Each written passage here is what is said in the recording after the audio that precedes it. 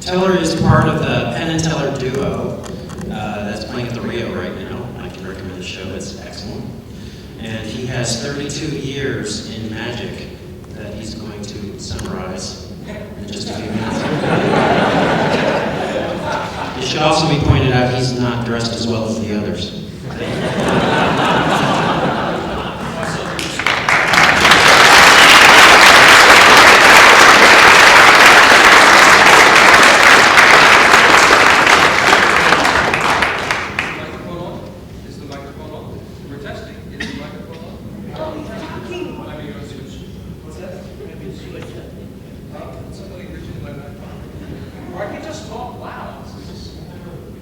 Louder. Hello, hello. Are we on?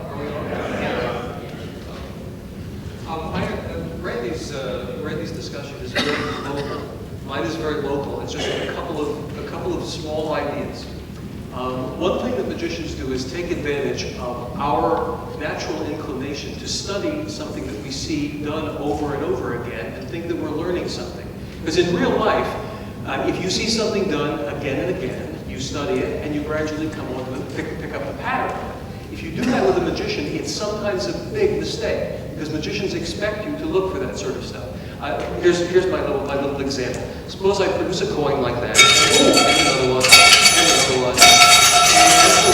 and another one, like the other real. And then maybe one out there like that.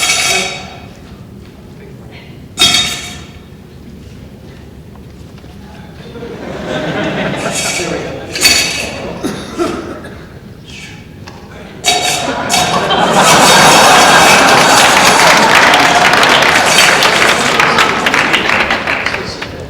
Just check this out.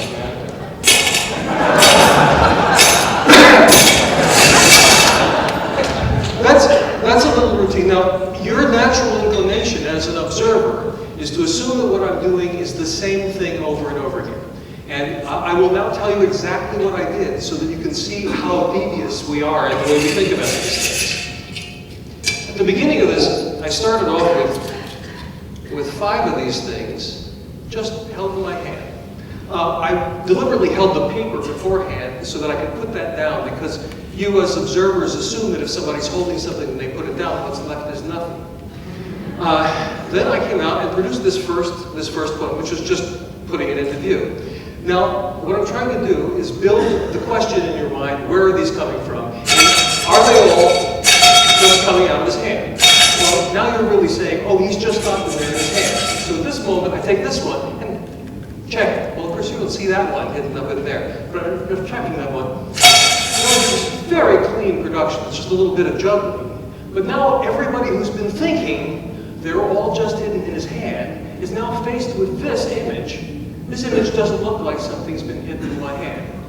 At the same time, you've all become accustomed to the assumption that every time you hear a clink in this bucket, the coin is being dropped into this bucket. So at that moment, I look down and see this gentleman's hair.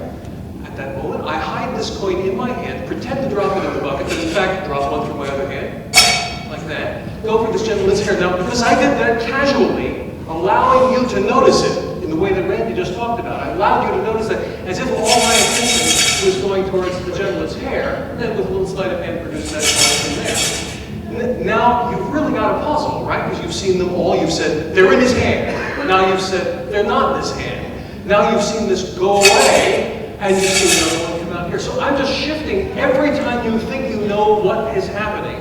I'm changing the method of you. Now, you've gotten accustomed to hearing coins drop into that bucket. So there's kind of nothing to the idea of taking these glasses and doing that. Except that it's a good joke, and that's a big part of magic, is this sort of joke sense of things. That when you get into the logic of the trick, and then suddenly that logic becomes physical, you begin to participate. You aid and abet the trick, because now you kind of like the idea, so you're going along with it. And then, of course, I got a bunch of coins in this hand, so when I borrow that person's back, I just simply drop it up to that hand. But again, you've now become complicit in this, and I've been bringing all of these things to your attention. I've been bringing every coin is a new little burst And it's happening too fast for you to think, oh, he's shifting methods. So that's just an example of repetition. And that's something I would think would interest you guys, because that's a phenomenon that we do in everyday life. We get deceived because we take for granted that a repetition is a real repetition when it's sometimes not. That's one of my two little points. My second little point is this. Randy just actually talked about this. I mean, sorry. Jeez, that was awfully clumsy. What Randy talked about, what Randy talked about was taking for granted some movement like that. Well, of course, that was a repetition done for you intentionally. This repetition, I put the coin in the hand. Now you're going, is it really in the hand? Oh, I'm so sorry, I lost track of that. So now you've become accustomed to the idea that that's what it looks like getting put into that hand. Now we go, boom, pretend that it's gone, and of course it's still hidden over here. What I want to say is this. You as a human being, watch other people to see if you can define their intentions. If you're walking along the street, you look at the way people are moving and you automatically navigate by seeing what you think are their intentions. Now, in this case, before the show, I just put these two things on my right-hand side.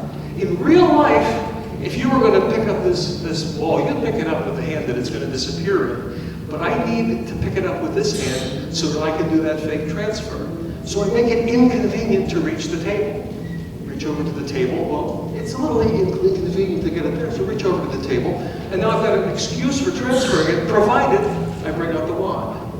The wand gives me a motive for reaching over to the table. I'm not making that quite clear, am I, guys? I'll just say it one more time. You are seeing my intention. My intention is to get that wand.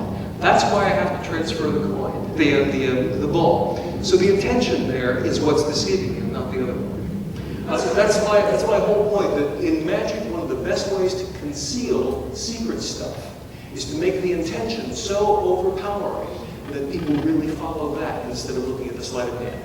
Thank you.